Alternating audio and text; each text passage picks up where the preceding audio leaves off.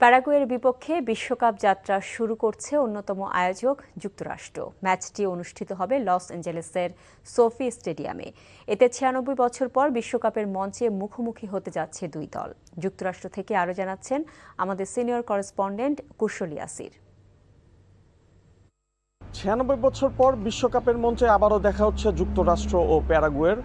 ১৯৩০ সালে প্রথমবারের যে আসর ছিল সেটিতে কিন্তু মুখোমুখি হয়েছিল এই দল দুটি। ওই ম্যাচে মার্কিনিরা কিন্তু ৩-০ ব্যবধানে হারিয়েছিল প্যারাগুয়ানদের এবং আবারও তারা মুখোমুখি হচ্ছে। এই ম্যাচ দিয়ে কিন্তু যুক্তরাষ্ট্রে যে ফুটবল বিশ্বকাপ সেটি শুরু হতে চলেছে, লস অ্যাঞ্জেলেসে বসতে চলেছে ম্যাচটি। সমর্থকদের আশা যে ক্রিশ্চিয়ান পুলিসিচের মতো যে বড় তারকা রয়েছেন তাদের হাত ধরে বিশ্বকাপে নতুন যে ইতিহাস সেটি গড়বে যুক্তরাষ্ট্র। এবং পুলিসিকের মতো কিন্তু একাধিক প্লেয়ার রয়েছেন যারা ইউরোপের মাটিতে খেলছেন এবং সব মিলিয়ে তাদের প্রত্যাশা যাতে এইবারের বিশ্বকাপে নতুন ইতিহাস তারা লিখতে পারে। অন্যদিকে প্যারাগুয়ানরা কিন্তু দীর্ঘদিন পর বিশ্বকাপের মূল মঞ্চে পা রেখেছে।